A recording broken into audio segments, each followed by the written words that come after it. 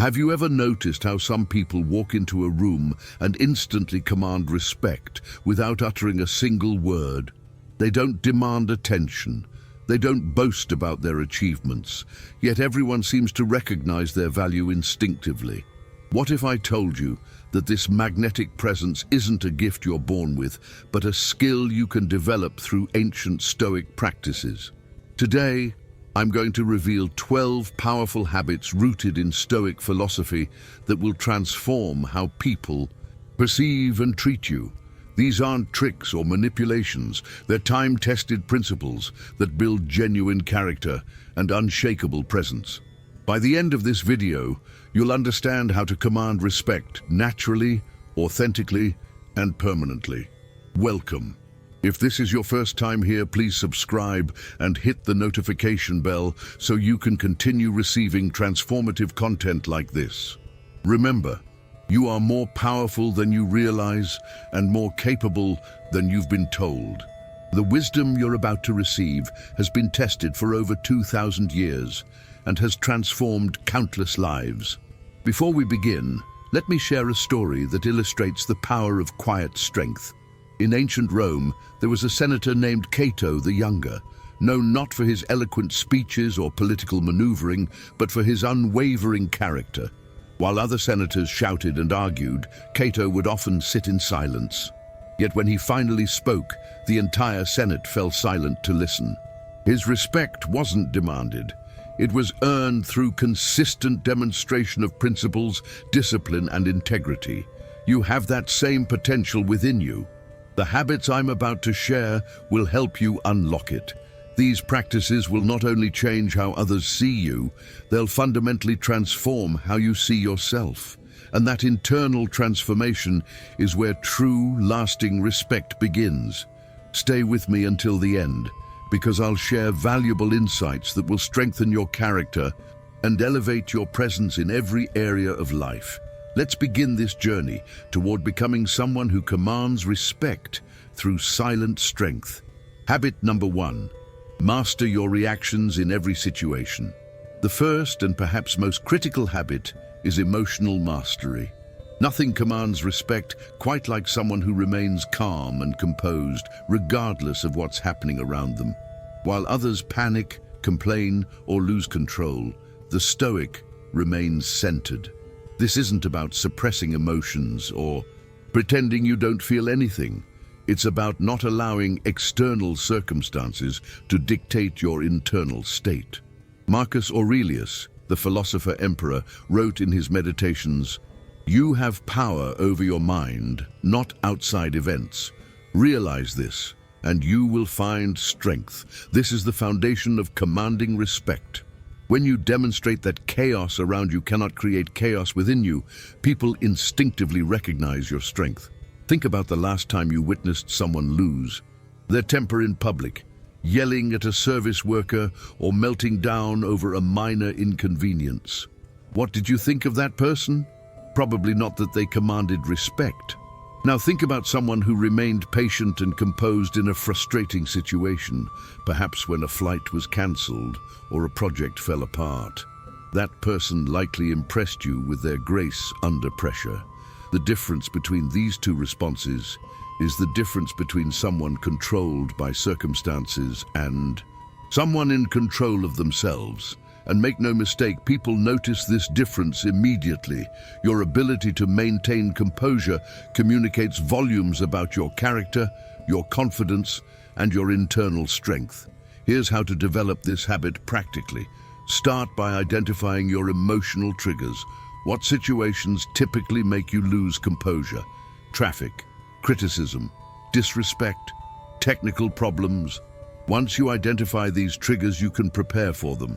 The Stoics called this premeditatio malorum, the premeditation of adversity.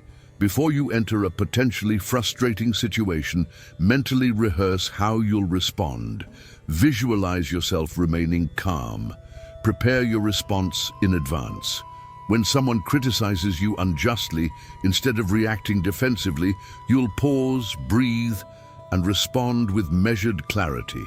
When something goes wrong, instead of erupting in frustration, You'll calmly assess the situation and focus on solutions. This practice transforms you. Over time, your default response to adversity becomes composure rather than reaction. And when people see this consistency in you, when they observe that nothing seems to rattle you, they develop a deep respect for your strength. But let me be clear about something important.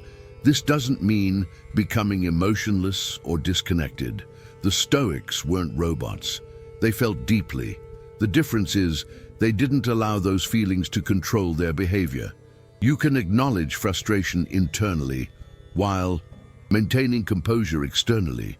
You can feel disappointment without broadcasting it dramatically. Start practicing this today. The next time something frustrating happens, instead of your usual reaction, pause for 3 full breaths. In those breaths, remember that your composure is your power, then respond from a place of calm control rather than emotional reaction. Watch how this single habit begins to shift how people interact with you. When you master your reactions, you demonstrate something rare and valuable in today's reactive world: self-control. And self-control, the Stoics knew, is the foundation of all other virtues and the bedrock of genuine respect. Habit number 2, speak less, but when you speak, make it matter. In a world where everyone is desperate to be heard, silence has become a superpower. The Stoic understands that words are most powerful when they're scarce and carefully chosen. Epictetus taught that we have 2 ears and 1 mouth, so we can listen twice as much as we speak. This isn't just practical advice. It's a formula for commanding respect. Have you noticed that people who talk constantly, who dominate every conversation, who always have an opinion on everything, rarely command genuine respect?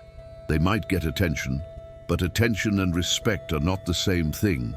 Often, excessive talking reveals insecurity, a desperate need to be recognized, to prove value, to fill every silence with noise. Contrast that with someone who speaks rarely, but powerfully. When they do speak, everyone listens because they've established a pattern. This person doesn't waste words. If they're speaking, it must be important. This is the power of strategic silence. The practice begins with resisting the urge to fill every pause in conversation. Get comfortable with silence. Let others speak. Listen fully, not just waiting for your turn to talk, but actually absorbing what's being said. When you do speak, make sure your words add value. Ask yourself, before speaking, is this necessary? Is this true? Is this kind? Does this improve upon the silence? This habit serves multiple functions. First, it makes you a better listener, which means you gather more information and understand situations more deeply than people who are constantly talking. Second, it prevents you from saying things you'll regret. Many arguments, embarrassments, and damaged relationships come from speaking impulsively. Third, and most importantly for our topic, it makes your words carry weight. When you have a reputation as someone who speaks carefully and meaningfully, people pay attention when you speak. Your opinion becomes sought after rather than something you have to force on others. Managers listen to your input in meetings. Friends value your advice. Your words carry authority because you've established that you don't speak carelessly. Let me share a practical scenario. Imagine you're in a meeting where a heated debate is unfolding. Everyone has opinions. Voices are rising, people are interrupting each other. The person who practices strategic silence does something different. They listen to all perspectives, they observe the dynamics, and they wait. When there's a natural pause, they speak calmly, briefly, and directly to the core issue. Their brief input cuts through the noise and often redirects the entire conversation productively. This isn't about being manipulative or withholding your thoughts. It's about being intentional. It's about understanding that in communication, as in music, the pauses are as important as the notes. The silence gives weight to the sound. Here's how to implement this starting today. Set a personal rule. In conversations, speak 1/3 as much as you currently do. Use the rest of that time to listen deeply. When you do speak, take a brief pause before responding to gather your thoughts. This pause serves two purposes. It ensures your response is considered rather than reactive, and it signals to others that you think before you speak, which itself commands respect. Watch what happens as you develop this habit. You'll notice people leaning in when you speak because they've learned that your words are worth hearing. You'll notice others seeking your opinion specifically because you don't offer it constantly. You'll find that your influence in groups grows even as your verbal contribution decreases. The ancient Stoics understood what modern psychology has confirmed. People respect those who demonstrate self-control, and controlling your speech is one of the most visible forms of self-discipline. When you speak less but better, you command respect through the quality of your contribution rather than the quantity of your noise. Silence is not emptiness, it's fullness held in reserve. Master this, and you master one of the most powerful tools for commanding respect. Habit number 3. Maintain impeccable personal standards regardless of who's watching. Here's a truth that separates people who command lasting respect from those who only appear impressive on the surface. Character is what you do when no one is watching. The Stoics called this integrity, the quality of being whole and undivided, the same person in private as you are in public. Marcus Aurelius would ask himself each morning, what am I lacking in terms of affecting tranquility? What have I done that's unfriendly, unsocial, or uncaring? What duty have I left undone? This daily self-examination wasn't about self-punishment. It was about maintaining standards independent of external judgment. Most people adjust their behavior based on who's watching. They're honest when someone might catch them lying. They're hardworking when the boss is present. They're kind when there's social pressure to be so. But the Stoic operates differently. They maintain the same high standards whether they're alone, with peers, or in front of authority. This consistency is rare, and rarity commands respect. Think about this practically. Imagine you're at a conference with colleagues.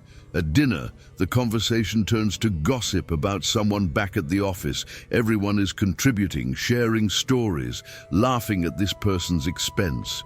You have a choice. You could join in, everyone's doing it, or you could quietly refrain, changing the subject, or simply not participating. The person who commands respect chooses the latter.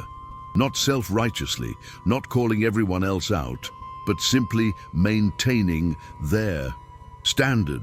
I don't speak poorly of people who aren't present to defend themselves. This standard doesn't change based on context or peer pressure.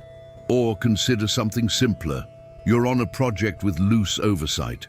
You could cut corners, do the minimum, because probably no one would notice. Or you could maintain your standard. I do excellent work regardless of whether it's checked. The Stoic chooses excellence even when it's not required, because their standards are internal, not external. This habit builds respect in a profound way. People might not immediately notice when you maintain your standards privately, but they sense something about you. They recognize that you're not performing character, you're living it.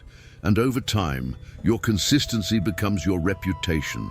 You become known as someone reliable, trustworthy, principled. These qualities don't just command respect, they command trust, which is even more valuable. Here's how to develop this habit. First, clarify your personal standards. What principles do you want to live by? Honesty, excellence, kindness, fairness. Write them down. Be specific, not just be honest. But I tell the truth even when it costs me something. I admit mistakes immediately. I don't exaggerate to make myself look better. Second, practice private integrity in small things. This is where character is actually built, not in dramatic moral moments, but in tiny daily choices. Do you return the shopping cart to the corral even when you're tired and it's raining? Do you correct the cashier when they give you too much change? Do you meet self-imposed deadlines even though no one else knows about them? These small private choices compound into unshakable character. Third, don't announce your standards. Nothing undermines respect faster than constantly telling people how principled you are. Your standards should be visible through your actions, not your proclamations. Let others notice your integrity rather than marketing it to them. The beautiful thing about this habit is that it makes you respect yourself, and that self-respect becomes the foundation of the respect others give you. When you know you maintain your standards regardless of circumstances, you develop an inner confidence that's palpable. You're not worried about being exposed or caught because there's nothing to hide. You're the same person all the way through. Start today with one private standard. Choose something small but meaningful. Maybe it's I keep my word to myself about daily exercise, or I don't say anything about anyone that I wouldn't say to their face. Maintain that standard for 30 days, regardless of whether anyone notices. Feel how it changes your relationship with yourself. The Stoics knew that respect begins with self-respect. When you become someone you respect in private, you'll inevitably become someone others respect in public. That respect isn't given because of your image or performance. It's given because of who you actually are consistently, regardless of context. And that kind of respect, that's unshakable. Habit number 4, face discomfort without complaint. Nothing reveals character quite like adversity, and nothing commands respect quite like handling adversity with grace. The Stoic deliberately seeks out discomfort, not masochistically, but as training for resilience. They understand that complaining about difficulty is essentially advertising weakness. Enduring difficulty silently demonstrates strength. Seneca wrote, "A gem cannot be polished without friction, nor a man perfected without trials." The Stoics didn't just endure hardship when it came. They voluntarily practiced discomfort to strengthen themselves. Cold exposure, physical challenge, simple living, periods of voluntary poverty. These weren't punishments, they were preparation for a life where difficulties are inevitable. In modern context, this habit means something practical and immediately applicable. When something goes wrong, you don't broadcast your suffering. You don't seek sympathy or validation. You simply handle it. Your car breaks down. You deal with it efficiently without posting about your terrible day. You miss a flight. You calmly rebook without treating it like a tragedy. You face criticism. You consider whether it's valid and respond thoughtfully without defensiveness or emotional collapse. This isn't about suffering in silence or refusing help when you need it. It's about not making your every discomfort everyone else's problem. It's about developing the resilience to handle normal life difficulties without treating each one as a crisis worthy of everyone's attention and sympathy. Here's why this commands respect. People are drawn to strength and repelled by constant complaining. When you're the person who faces challenges without falling apart, who encounters obstacles without spiraling into negativity, who experiences discomfort without making it the center of attention, people recognize your strength. They trust you more because they know you can handle pressure. They respect you more because resilience is inherently respectable. Contrast this with the person who treats every minor inconvenience as a catastrophe. The person who needs emotional support for routine difficulties. The person whose social media is a constant stream of complaints about how hard their life is. Even if their complaints are valid, the constant broadcasting of struggle doesn't command respect. It commands pity at best, and often annoyance.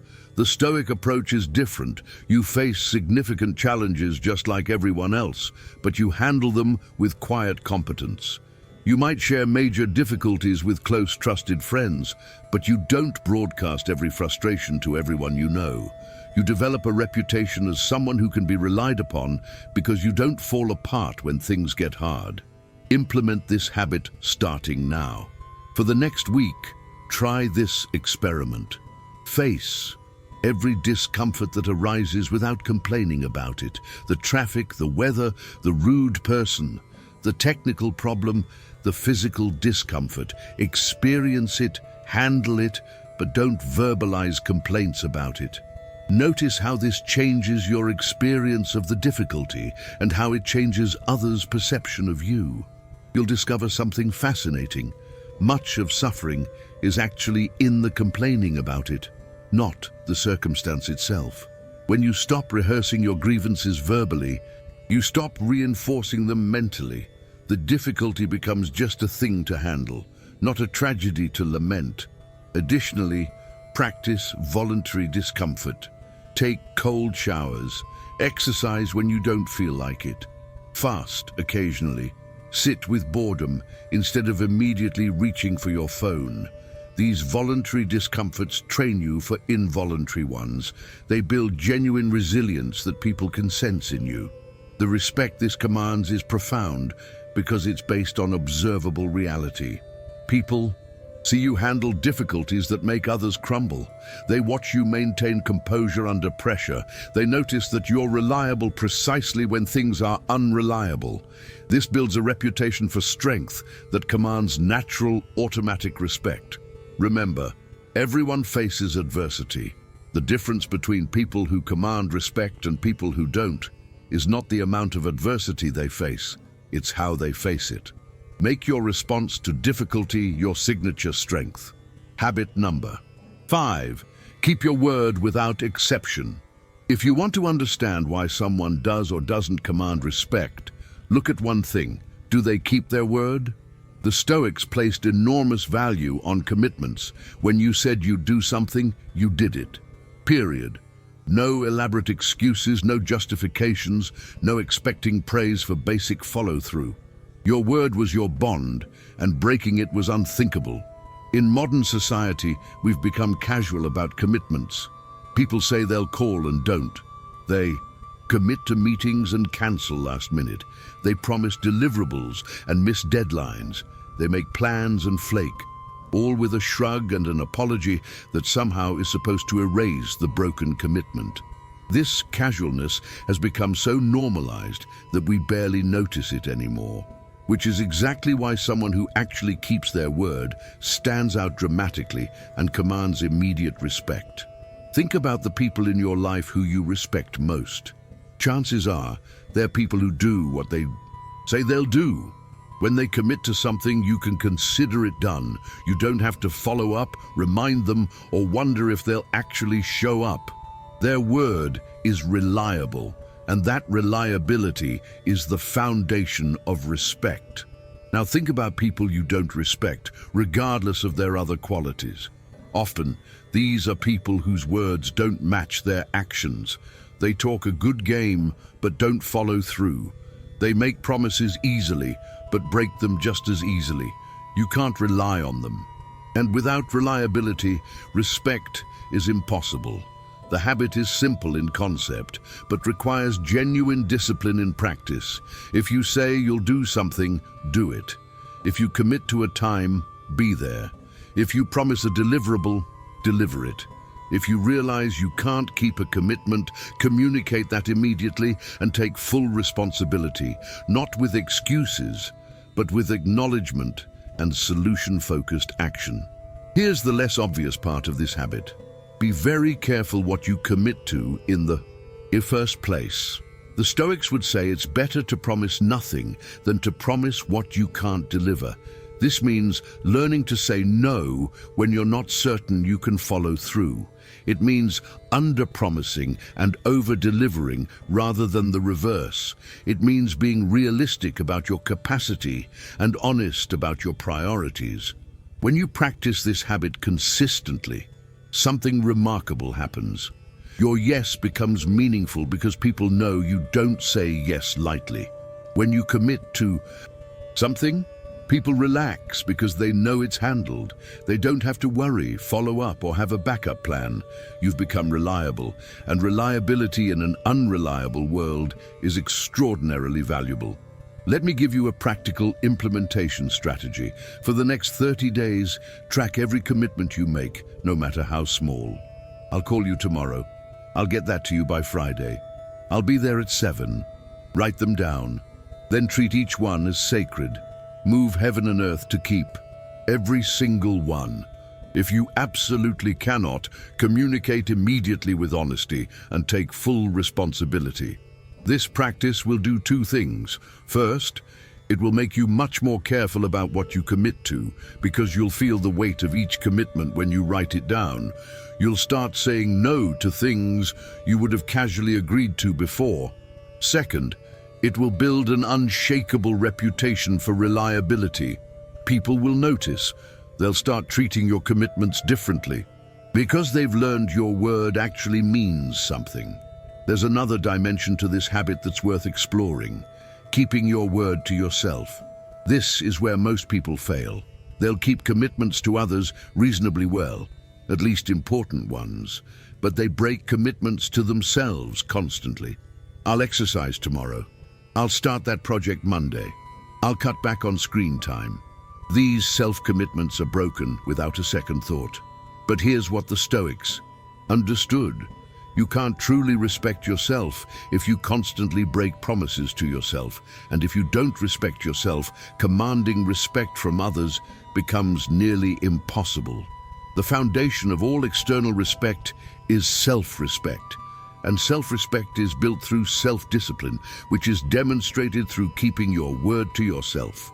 So apply this habit internally as well. When you tell yourself you'll do something, do it.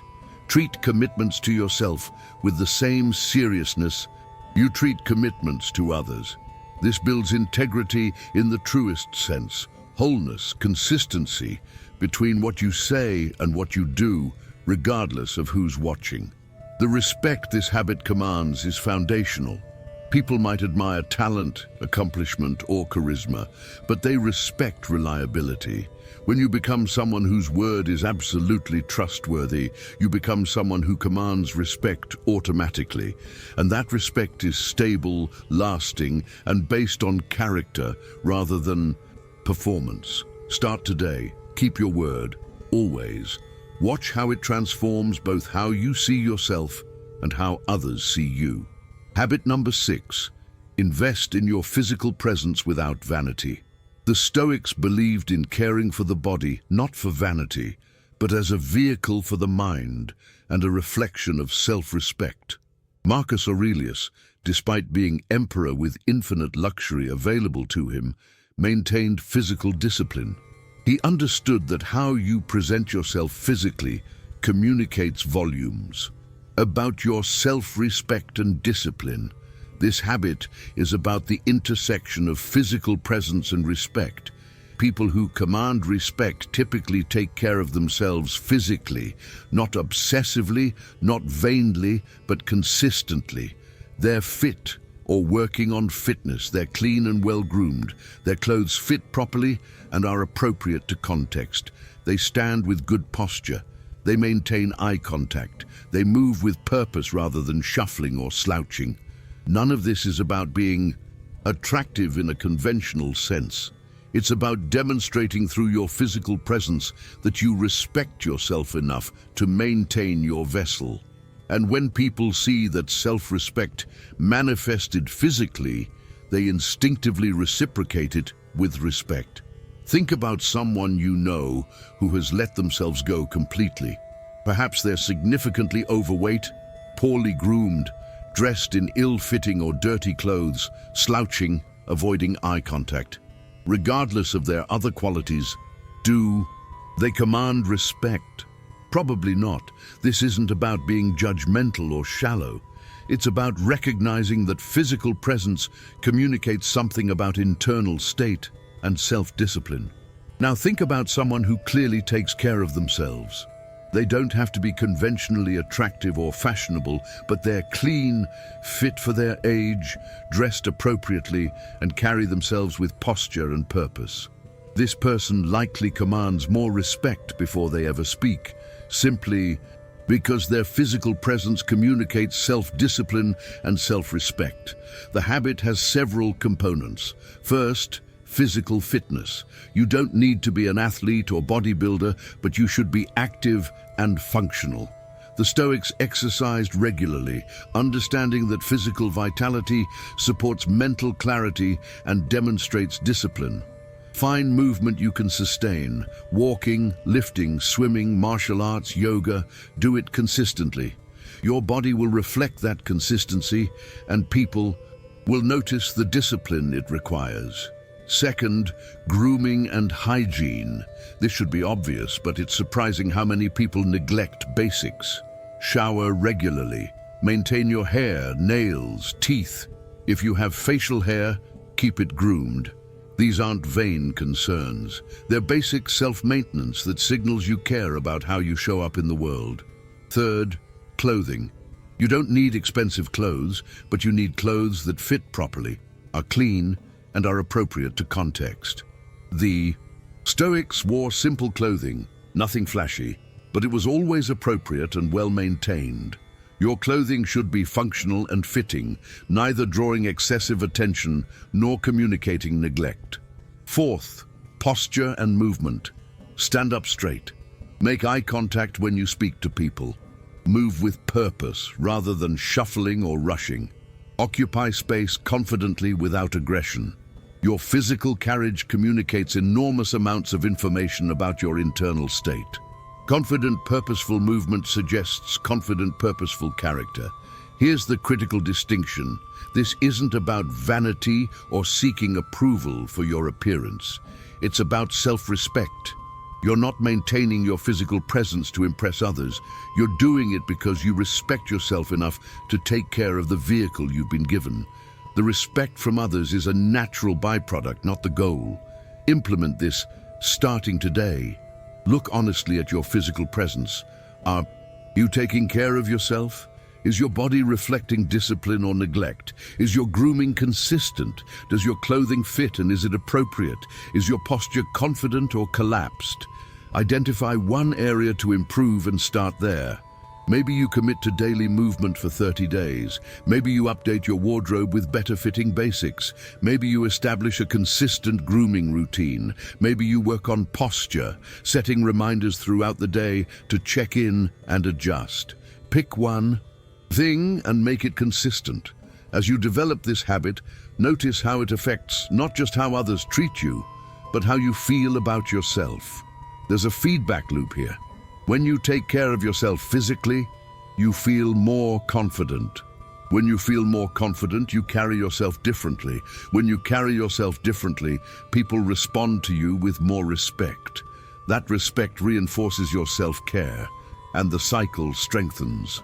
The Stoics understood that we are integrated beings. The physical, mental, and spiritual are not separate compartments, but interconnected dimensions of a whole person. Neglecting the physical affects the mental and spiritual. Caring for the physical supports the mental and spiritual. Command respect in all dimensions by maintaining all dimensions. Your body is not you, but it is yours to steward. Steward it well, and it becomes an asset in commanding respect. Neglect it, and it becomes an obstacle. The choice is yours, and that choice is visible to everyone you encounter. Habit number 7, demonstrate competence without arrogance. Competence commands respect. This is almost automatic. When someone is genuinely good at something valuable, people respect that skill. But here's where many people go wrong. They undermine the respect their competence should command by being arrogant about it. The Stoic cultivates genuine skill, but wears it lightly, demonstrating ability through action rather than proclamation. Marcus Aurelius was literally the most powerful man in the world, emperor of Rome, and yet his personal writings show remarkable humility.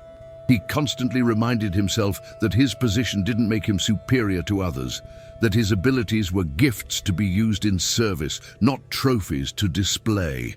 This combination of genuine excellence and authentic humility is rare and commands profound respect. The habit has two components that must work together.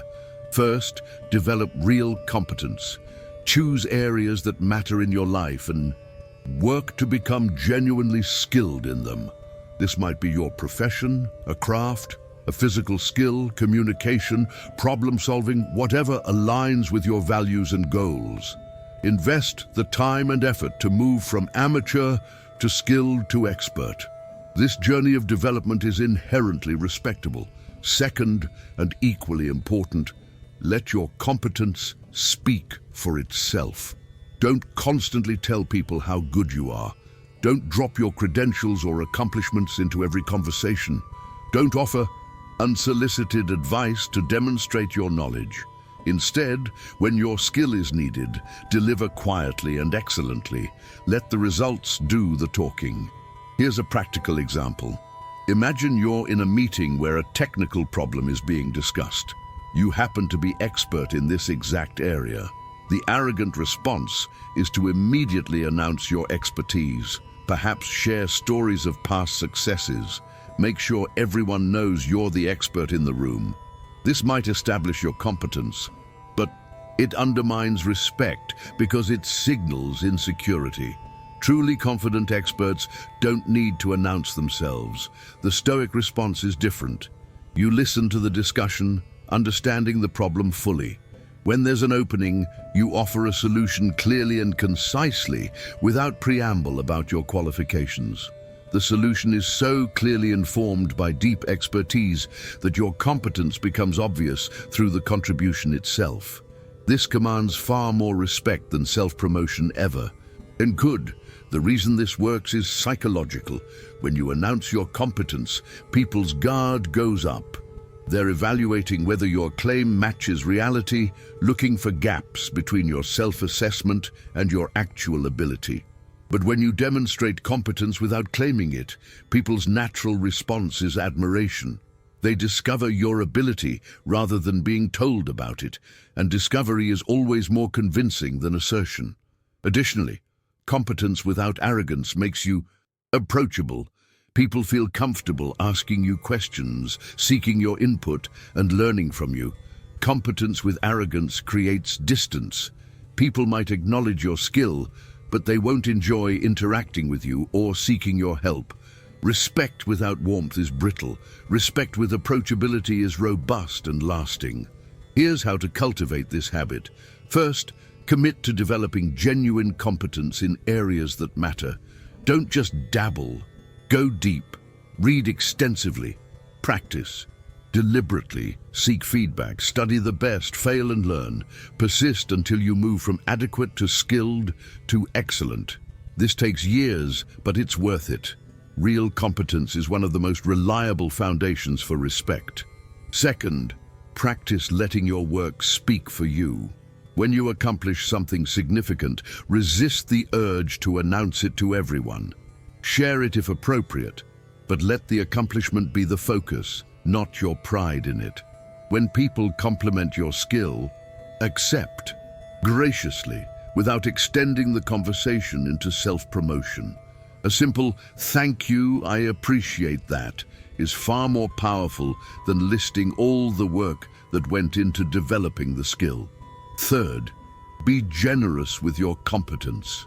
When people ask for help in your area of expertise, give it freely without making them feel inadequate.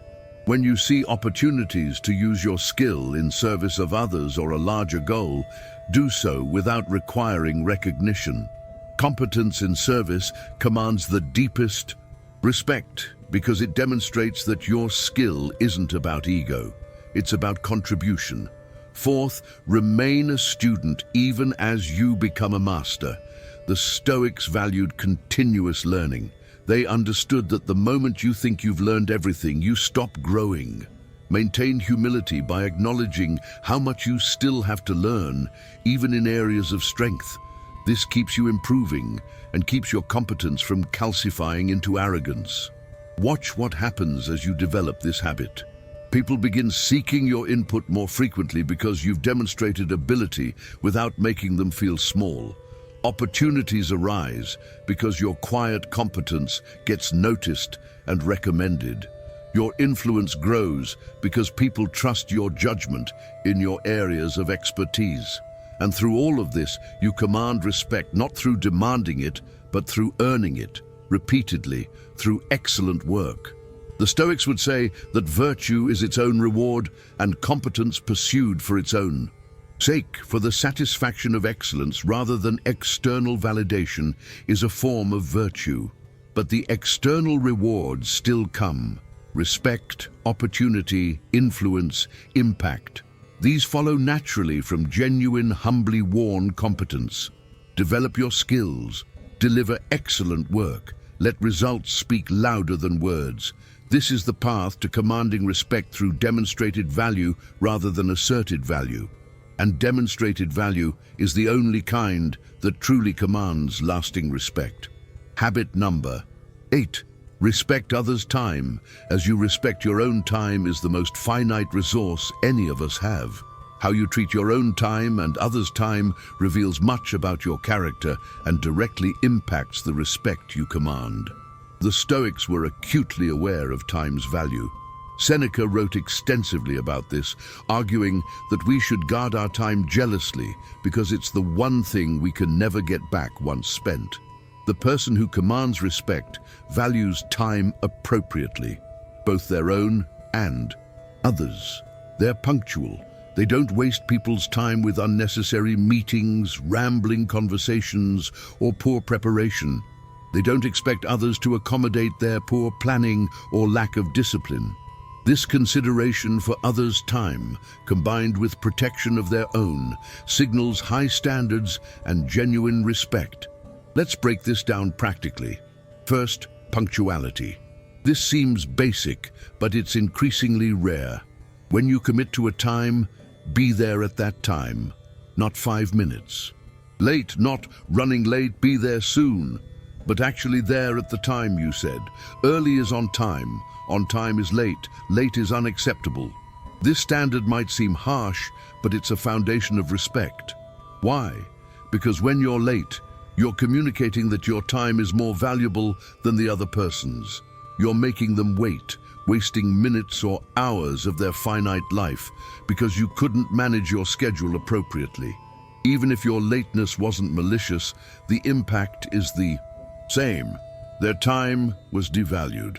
Conversely, when you're consistently punctual, you demonstrate that you value others enough to manage yourself appropriately. This consideration is noticed and respected. People begin to trust that interactions with you will respect their time, and this makes them more willing to engage with you. Second, efficiency in communication and meetings. Don't waste people's time with poor communication. Before you call a meeting, ask if it's necessary or if an email would suffice. If a meeting is necessary, have a clear agenda, start on time, end on time, and stay focused. Don't let conversations meander aimlessly when people have other commitments. In one-on-one interactions, be present and focused rather than distracted. If someone is giving you their time and attention, honor that by reciprocating fully. Don't check your phone. Don't let your attention drift. Don't mentally prepare your response while they're still talking. Give them the respect of full presence. Third, value your own time appropriately. Don't give it away indiscriminately. The Stoics taught that we should be selective about how we spend our limited time on earth. This doesn't mean being cold or unavailable, but it does mean having boundaries. When someone requests your time, it's appropriate to consider whether that's a good investment for both of you. Sometimes the answer is no, and that's okay. When you protect your own time, when people see that you're selective about how you spend it, your time becomes more valuable. When you do choose to give someone your time, they recognize it as the gift it is and respect you for the choice. But if you're available to everyone all the time, your time becomes devalued, and by extension, so do you. Here's how to implement this habit. For punctuality, build in buffer time. If something starts at 2 p.m., plan to arrive at 1:50 p.m. Account for traffic, parking, unexpected delays. Make on-time arrival the bare minimum standard you accept from yourself. For the next 30 days, be early or exactly on time to every commitment. No exceptions. Feel how this discipline affects both your self-respect and others' treatment of you. For efficient communication before scheduling any meeting, ask, can this be an email? If it needs to be a meeting, create an agenda, share it in advance, and commit to starting and ending at the stated times. In conversations, practice getting to the point more quickly. Value clarity and conciseness over elaboration. For valuing your time, practice saying no to requests that don't align with your priorities. You don't need elaborate excuses. I don't have capacity for that right now is a complete sentence. Watch how this selectivity makes the times you do say yes more meaningful and respected. There's a profound connection between respecting time and commanding respect generally. Time is life.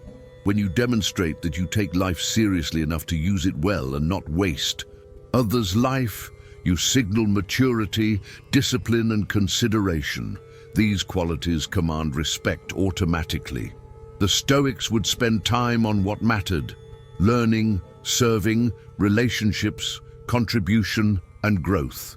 They wouldn't waste it on trivial distractions or pointless activities. This intentionality with time is visible to others. When people see that you're purposeful about how you spend your hours, they respect that purpose and want their interactions with you to be worth your time. Make time respect a non-negotiable habit. Guard it, use it well, and honor others' time as you honor your own. Watch how this single shift elevates the respect you command in every relationship and context. Habit number 9. Accept responsibility without making excuses. Here's one of the clearest dividing lines between people who command respect and people who don't: how they handle mistakes and failures. The Stoic takes full responsibility for their actions and outcomes without excuse, justification, or blame shifting. When something goes wrong, their response is immediate and clear. This is my responsibility. This is what I'll do to fix it. This habit is rare enough that when you demonstrate it consistently, you stand out dramatically.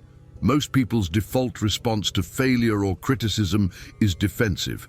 They explain why it wasn't really their fault, what circumstances were beyond their control, who else contributed to the problem, why they shouldn't be held fully accountable. Even when these explanations have truth to them, the defensive response undermines respect. Why? Because excuses, even valid ones, signal that you're more concerned with protecting your image than with solving the problem or growing from the experience. They signal that accountability is something you'll accept only when you have no choice. They suggest that your ego is fragile and requires protection. Contrast this with someone who responds to failure with immediate ownership. Something went wrong on their watch, and their first response isn't explanation or justification, it's acknowledgement and action. This is my responsibility. I should have prevented this. Here's what I'm doing to fix it and ensure it doesn't happen again. This response is powerful for several reasons. First, it immediately diffuses conflict. When someone takes responsibility, there's nothing to argue about. The blame game ends before it begins. Second, it demonstrates maturity and confidence. Only someone secure in themselves can admit failure without defensiveness. Third, it focuses everyone's energy on solutions rather than recrimination. And fourth, it builds trust. When people know you'll take responsibility rather than deflect it, they trust you with greater responsibility. Let me share a practical scenario.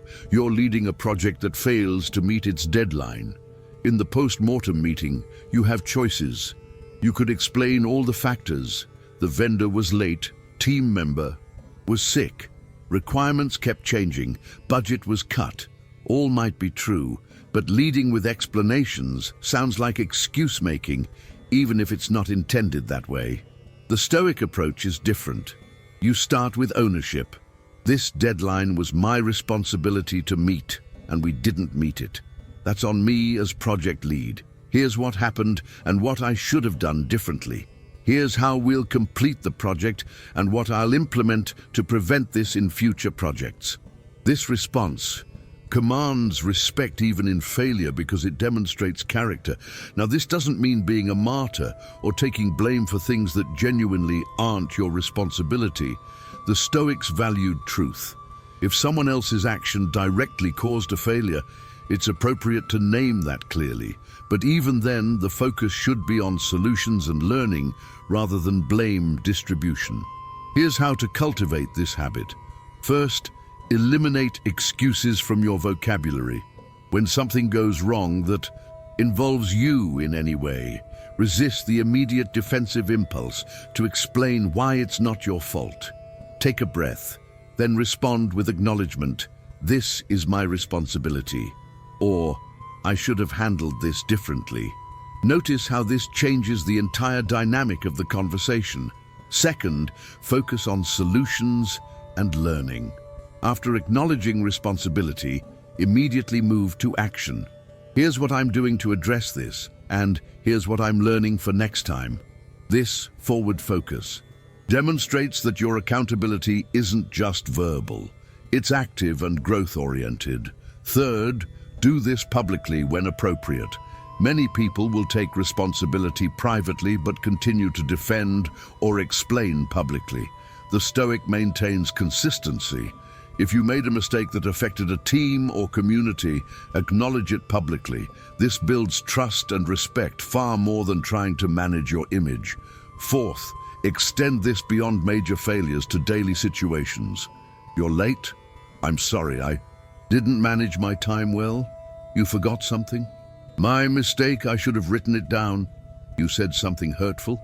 That was wrong of me, I apologize. No elaborate explanations. Just clean, direct responsibility. Watch what happens as you practice this. Initially, people might be surprised. Taking clean responsibility without defensiveness is so rare that it catches people off guard. But quickly, they begin to trust you more. They see that you're more committed to truth and growth than to protecting your ego.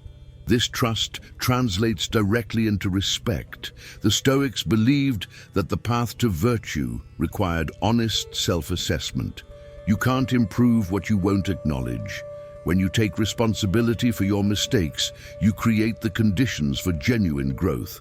And people respect those who are actively growing far more than those who pretend to have already arrived. Moreover, this habit is liberating. When you're not expending energy on defending yourself, explaining yourself, or managing others' perception of you, that energy becomes available for actually solving problems and improving. You're free from the exhausting work of excuse-making and image management. Start today. The next time something goes wrong, anything at all, resist explanation.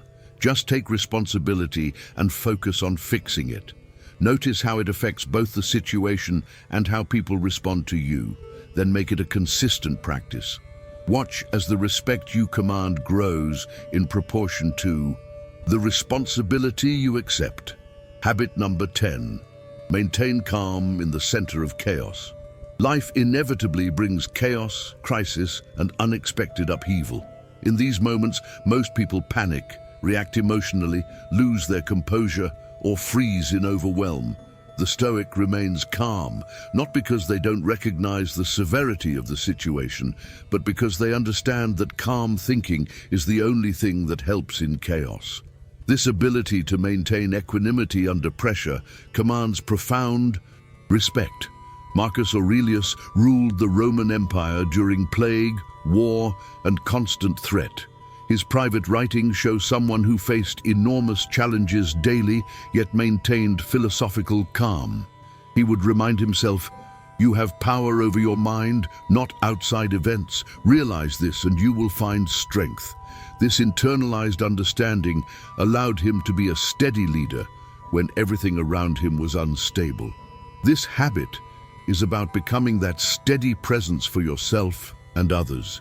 When crisis hits, you're the person who remains calm, thinks clearly, and takes effective action while others are panicking. This isn't about suppressing fear or pretending everything is fine. It's about not allowing fear to dictate your response. Think about the last time you witnessed a crisis. Maybe a medical emergency, a business disaster, a public confrontation, whatever it was. In that moment, who commanded respect? Probably not the people screaming, panicking, or frozen. The respect went to whoever stayed calm, assessed the situation clearly, and took effective action. That person might have been just as scared as everyone else, but they didn't let fear control their behavior. This is a trainable skill. The Stoics practiced it deliberately through contemplation of catastrophe. They would mentally rehearse challenges in advance. What's the worst that could happen? How would I respond? By familiarizing themselves with worst-case scenarios mentally, they removed the shock factor when difficulties actually arose. They'd already considered this possibility and planned their response. You can practice this same technique. Take situations that would normally stress you: public speaking, difficult conversations, financial setbacks, health scares, professional failures. Imagine them happening. Not to make yourself anxious, but to remove the element of surprise and prepare your response. When you've mentally rehearsed staying calm during adversity, you're more likely to actually stay calm when it occurs. Here's another practice. Expose yourself to controlled discomfort regularly. Take cold showers, fast occasionally, exercise to discomfort, sit in awkward silence, have difficult conversations you've been avoiding. Each of these small voluntary discomforts trains your nervous system to handle discomfort without panic. You're building emotional and psychological resilience that will serve you when involuntary discomfort arrives. In the moment of actual chaos, here's the technique: pause and breathe. Before you react to anything chaotic or crisis level, take 3 full deep breaths. This simple physical practice activates your parasympathetic nervous system, countering the panic response. In those 3 breaths, you create space between stimulus and response. That space is where calm lives. Then assess clearly: what's actually happening? What can I control? What can't I control? What's the most effective action right now? This calm assessment prevents wasted energy on things you can't change and focuses you on things you can. Even in genuine crisis, there's usually less that requires immediate action than panic suggests. Calm thinking reveals this. Then act decisively on what you've decided. Calm doesn't mean slow or passive. It means clear-headed and purposeful. You can move quickly and forcefully while remaining internally calm. In fact, you can move more effectively because you're not wasting energy on panic. As you practice this, something remarkable happens. People begin to treat you differently during difficult times. They look to you for guidance and reassurance. They trust your judgment because they've seen it remain sound under pressure. They respect your ability to be a steady presence when everything else is unstable. This respect isn't just professional, it's personal and deep. Let me share a practical implementation strategy. For the next month, practice finding calm in small chaos. Traffic jam? Notice your stress. Response and consciously calm it. Computer crashes? Breathe before reacting. Someone snaps at you? Pause before responding. These small practices build the neural pathways that will activate automatically during larger crises. Also, after any stressful situation, reflect on how you handled it. Did you stay calm? If so, what helped? If not, what triggered your panic? How could you handle it differently next time? This reflection turns every stressful experience into training for the next one. The respect this habit commands is profound because it's tested in real conditions. Anyone can appear calm when everything is fine. The person who remains calm when everything is falling apart demonstrates genuine strength. That strength isn't just respected, it's relied upon. And becoming someone others can rely on during difficult times is one of the highest forms of respect you can command. Start building this habit today. Embrace the small discomforts. Breathe through the minor stresses. Mentally rehearse the major challenges. When chaos inevitably comes, be the calm at the center of the storm. That's where respect lives. Habit number 11.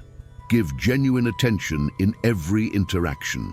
In a world of constant distraction, where most people are mentally somewhere else, even when physically present, the person who gives complete attention stands out dramatically. This habit is about being fully present in every interaction, making whoever you're with feel like the most important person in that moment. This commands respect because it's rare, valuable, and deeply appreciated. The Stoics valued presence. Epictetus taught that we should be here now, fully engaged with whatever or whoever is in front of us, not planning the future, not rehashing the past, not distracted by competing stimuli, but completely present. This presence is one of the greatest gifts you can give another person, and gifts of this quality command respect. Think about your recent interactions. How many times was the other person clearly distracted, checking their phone, eyes wandering, mind obviously elsewhere, giving minimal responses that showed they weren't really listening? How did that make you feel? Probably unimportant, undervalued, perhaps even disrespected. Now think about a time when someone gave you their complete attention. They made eye contact. They listened without interrupting. They asked thoughtful follow-up questions that showed they'd actually heard you. They weren't looking at their phone or past your shoulder for someone more interesting. In that moment, you had their full presence. How did that feel? Probably valued, respected, important. That's the power of genuine attention. It's so rare in modern life that when someone offers it, it's instantly noticeable and deeply appreciated. And the person who consistently offers this kind of attention, they command respect in every interaction. This habit requires several practices. First, eliminate competing stimuli during interactions. Put your phone away, not face down on the table where you can see it light up, but actually away in your pocket or bag. Close your laptop. Turn off notifications. Remove anything that might pull your attention away from the person in front of you. Second, practice active listening. This means listening to understand rather than listening to respond. Don't spend the time while someone is talking planning what you'll say next. Actually absorb what they're saying. Notice their words, their tone, their body language, their emotion. Let your response emerge from genuine understanding rather than pre-planned reaction. Third, ask questions that show you've heard. Follow-up questions that reference what someone just said demonstrate that you were paying attention. This is remarkably powerful. Most people ask generic questions that could apply to any conversation. When you ask specific questions based on what someone just shared, they feel truly heard. Fourth, minimize interruptions. Let people finish their thoughts before you respond. This seems obvious, but watch any conversation and you'll see people constantly interrupting each other, cutting off stories, finishing each other's sentences. These interruptions might be well-intentioned, but they communicate impatience and undermine the other person's sense of being heard. Fifth, remember details from previous conversations and reference them. When you see someone a second or third time mentioning something they told you previously, shows that the conversation mattered enough to remember. How did your daughter's recital go? Did you finish that book you were reading?